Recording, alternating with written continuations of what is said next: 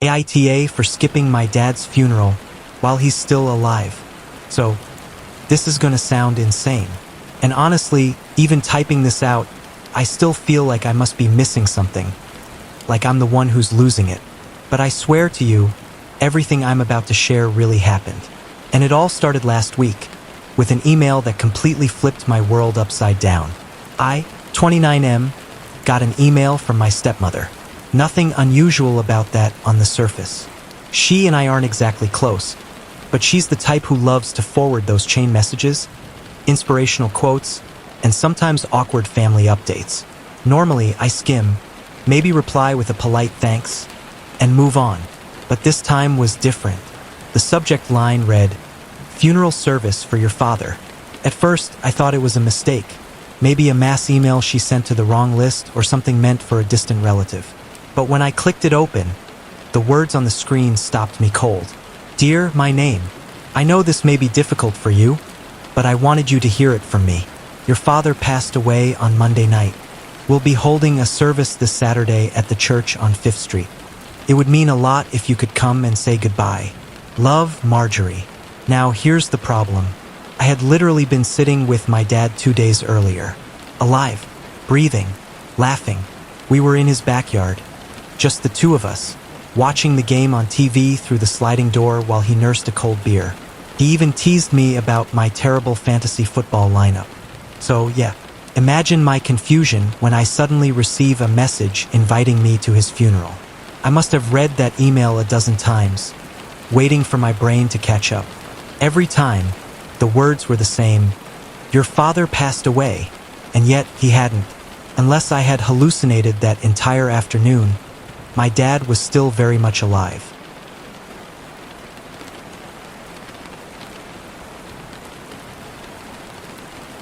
For context, my dad and I don't exactly have the kind of relationship that makes headlines in a Hallmark movie. Growing up, he wasn't really around. He was always working late, traveling for business, or later, busy with his new family. When I was about 10, my parents split, and within a year, he had remarried Marjorie, the woman who had just emailed me about his death. I spent most of my childhood feeling like an afterthought. Birthdays missed, baseball games with an empty seat in the stands, promises of "we'll hang out next weekend" that almost never happened. It wasn't until my mid-20s that things started to shift.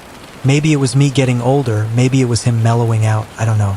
But we managed to build something resembling a cordial relationship. Not best friends, not even what you'd call close, but we'd grab a beer every once in a while, text about sports, check in on holidays. So while I wouldn't say losing him would shatter my entire world, the idea of him dying, just like that, still hit me hard. Harder, maybe because I thought we were finally making progress. But again, the man wasn't dead. The first thing I did was check the date on the email. Maybe it was from years ago and somehow resurfaced? Nope, it was sent the night before. Next, I checked the sender address. Definitely Marjorie's. I recognized it immediately.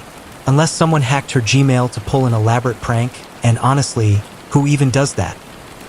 This was intentional. I started typing out a reply. "Marjorie, what are you talking about? I saw Dad 2 days ago. Are you okay?" But before hitting send, I stopped. Something about this felt wrong, like replying to it would somehow make things worse. Instead, I picked up the phone and called my dad directly. He didn't answer. Now, that wouldn't normally set off alarm bells. He's terrible about keeping his phone on him. Half the time it's buried under couch cushions or sitting on the porch. Still, in that moment, my chest tightened. So I called again, straight to voicemail. Then I tried Marjorie. Same thing, voicemail. At this point, my thoughts were racing. Was this some kind of twisted mistake? Had my dad actually died sometime between when I saw him and when I got the email? Or, and this was the thought that kept clawing at me, was something else going on? The more I sat with it, the more unsettled I felt. Because if it were a simple error, why wasn't Marjorie answering her phone to clear things up? And why would she send such a blunt, final email instead of calling me directly? Something didn't add up. I couldn't just sit there. So, I grabbed my keys, got in the car, and started driving to my dad's place. It's about a 40-minute drive from my apartment, but I swear it felt like 3 hours. My palms were sweating on the steering wheel the whole way. Every possible scenario played through my mind. Maybe I'd show up and find him totally fine, just confused why I was panicking. Maybe Marjorie was testing me, though God only knows why. Maybe I'd find something I wasn't ready to see. By the time I pulled onto his street, my stomach was in knots. His house looked the same as always. The porch light still burned out, the faded lawn chairs still sitting crooked in the yard. Nothing screamed funeral prep. I parked, walked up to the door, and rang the bell. No answer. I knocked, harder this time. Still nothing. Finally, I tried the handle and it turned. The door wasn't locked. The place was quiet. Too quiet. Normally, when I came over, there'd be the sound of the TV, or the faint hum of the fridge, or at the very least, the smell of coffee lingering. But that day, nothing. I called out, "Dad!" No response. I stepped into the living room, empty. The recliner where he always sat was vacant, the TV off. A beer bottle sat on the coffee table, half full, condensation still clinging to the glass. It looked recent, like he'd just stepped away. That's when I noticed something else. On the side table next to the recliner was a folded piece of paper. My heart pounded as I picked it up. It wasn't addressed to me, or anyone, really. Just a single word written on the outside, "Funeral." After finding that folded piece of paper on the table labeled only "funeral," I swear my chest tightened like I was drowning in air. My hands were shaking, but I unfolded it anyway. Inside, there weren't paragraphs or explanations, just a list. Names, times, a date this Saturday. My name was on it. I didn't know what it meant. Was it a guest list? A schedule? My brain scrambled for answers, but the one thing I knew was that none of this was normal. None of this was something I could rationalize away. That's when I did what I probably should have done immediately. I pulled out my phone and called Marjorie. The line rang once, twice, 3 times. Then finally she picked up. "Hello." Her voice was clipped, cold, the kind of tone people use when they already know who's calling but don't want to deal with it. "Marjorie, it's me," I said, trying to keep my voice steady. I got your email. About Dad. Look, I don't know what's going on, but there's been a mistake. I just saw him a couple of days ago. He was fine. He's not. This isn't a mistake." She cut in, sharp enough that it froze me mid-sentence. "We're holding a funeral for him. Whether you come or not is up to you." And then click. She hung up. That was it. No explanación. No details. Just a statement delivered like a verdict, final and unyielding. I just sat there, staring at my phone like maybe the screen would give me answers the voice hadn't. What the hell kind of response was that?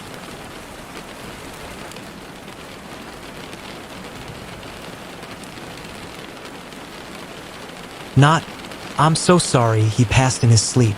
Not, "Let me explain." Not even, "Whoops, big misunderstanding." Just a cold declaration that my father was dead, followed by a dial tone. I tried calling her back immediately, but it went straight to voicemail. So I did the next logical thing. I called my dad. Once, twice, voicemail. I texted him, "Dad, please call me ASAP. Marjorie is saying some crazy stuff. Are you okay?" Message delivered. No reply. I couldn't sit still after that. I left his house. The blinds drawn, his car gone. That eerie list still burned into my mind, and drove aimlessly, circling through the neighborhood, checking side streets. Maybe he'd just gone out for groceries. Maybe I'd spot his car at the gas station or the corner bar he liked. Nothing. The man had disappeared. By the time I got home, my girlfriend, let's call her Rachel, could see the panic written all over me. She listened as I spilled everything.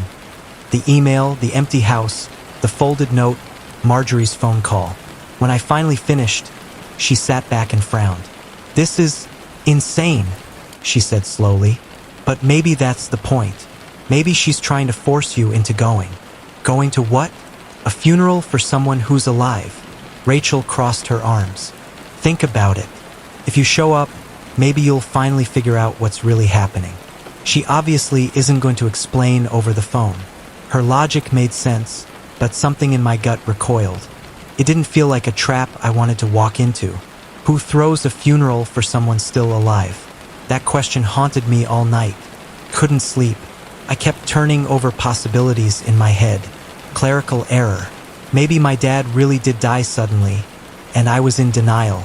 But that didn't explain seeing him days earlier, alive and well. Mental breakdown. Maybe Marjorie had lost it, imagining things. But then why was my dad missing? Unreachable?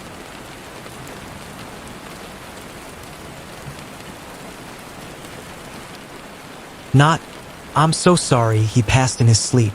Not, "Let me explain." Not even, "Whoops." Big misunderstanding. Just a cold declaration that my father was dead, followed by a dial tone. I tried calling her back immediately, but it went straight to voicemail. So I did the next logical thing. I called my dad. Once, twice, voicemail. I texted him, "Dad, please call me ASAP. Marjorie is saying some crazy stuff. Are you okay?" Message delivered. No reply. I couldn't sit still after that. I left his house. The blinds drawn, his car gone. That eerie list still burned into my mind, and drove aimlessly, circling through the neighborhood, checking side streets. Maybe he'd just gone out for groceries. Maybe I'd spot his car at the gas station or the corner bar he liked. Nothing. The man had disappeared. By the time I got home, my girlfriend, let's call her Rachel, could see the panic written all over me. She listened as I spilled everything. The email, the empty house, the folded note, Marjorie's phone call. When I finally finished, she sat back and frowned. "This is insane," she said slowly. "But maybe that's the point. Maybe she's trying to force you into going." "Going to what?" "A funeral for someone who's alive." Rachel crossed her arms. "Think about it. If you show up, maybe you'll finally figure out what's really happening." She obviously isn't going to explain over the phone. Her logic made sense, but something in my gut recoiled. It didn't feel like a trap I wanted to walk into. Who throws a funeral for someone still alive? That question haunted me all night. Couldn't sleep. I kept turning over possibilities in my head. Clerical error. Maybe my dad really did die suddenly, and I was in denial. But that didn't explain seeing him days earlier, alive and well. Mental breakdown. Maybe Marjorie had lost it, imagining things. But then why was my dad missing? Unreachable?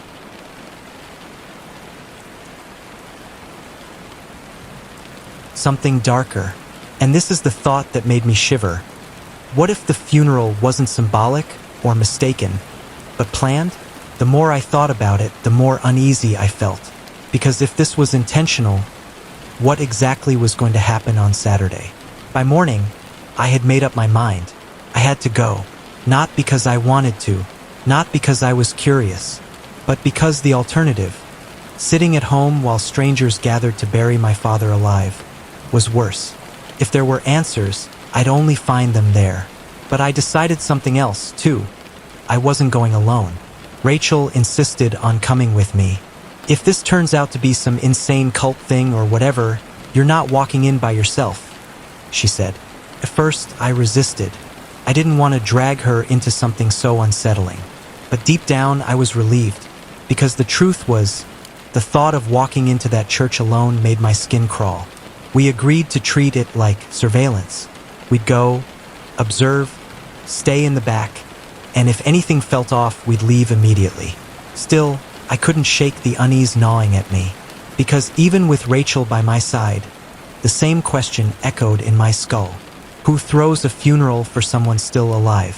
And maybe worse, what if the person it's for doesn't have a choice? The day of the funeral came faster than I expected. I kept telling myself I wasn't going. I swore up and down that I'd stay home, that I wouldn't get sucked into whatever strange, manipulative scheme Marjorie had cooked up. But the truth? Curiosity gnawed at me like a loose tooth I couldn't stop poking. By mid-morning, I was dressed in a black shirt and slacks, pacing my apartment like a man waiting for a storm to break. Rachel gave me a look that said she already knew my decision. "You're going," she said flatly.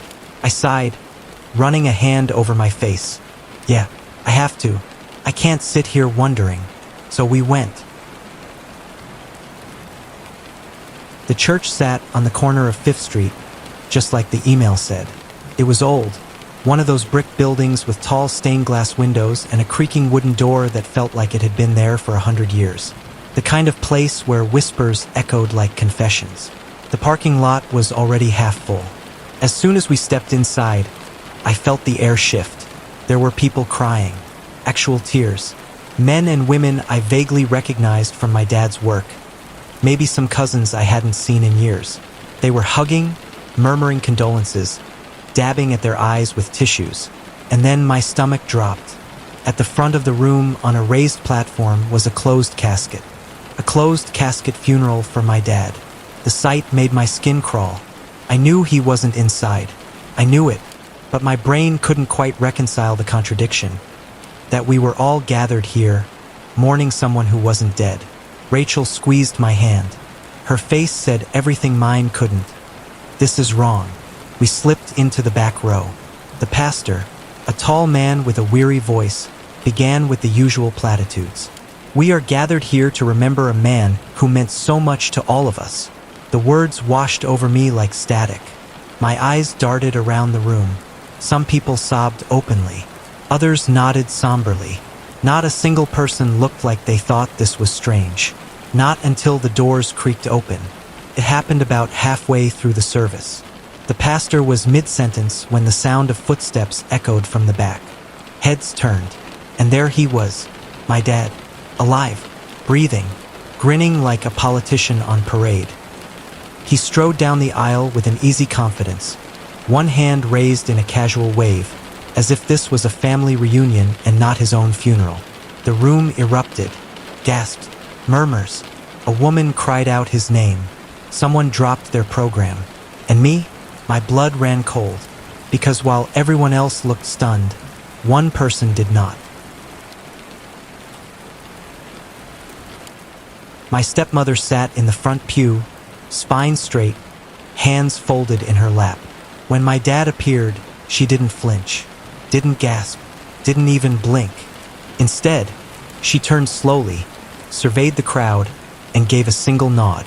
Then, in a calm, measured voice, she said, "Now maybe you all will appreciate him while he's still here."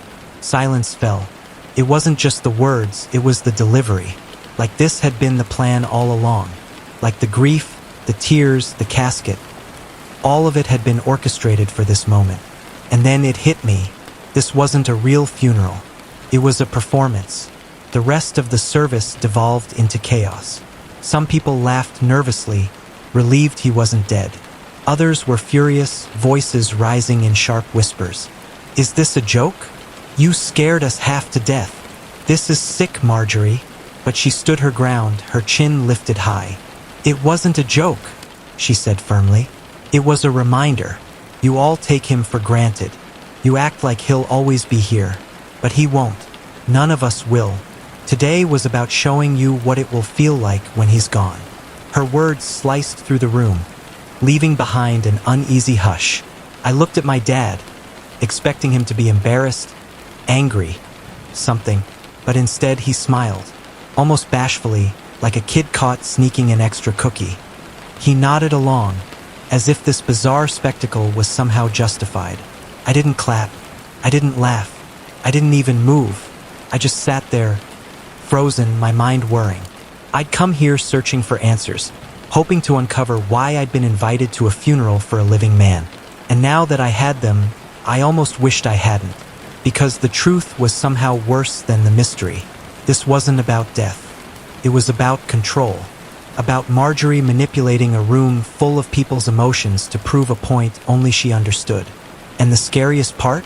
My dad went along with it. I don't remember the moment I stood up. 1 second, I was sitting there, frozen in disbelief, and the next, I was on my feet, heart hammering so loud it drowned out the murmurs around me. Because I couldn't believe what I was seeing. People, real people with jobs, families, responsibilities, had flown in from across the country. Childhood friends I hadn't seen in years. colleagues from his company, even a few old neighbors who hadn't spoken to him in over a decade. They were sobbing, clutching tissues, thinking they'd lost him. And all of it was for a show, a stunt, an experiment.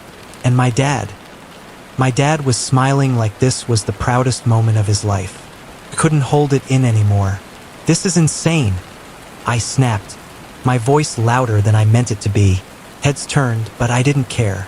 Do you even realize what you just put people through? They thought you were dead. They mourned you.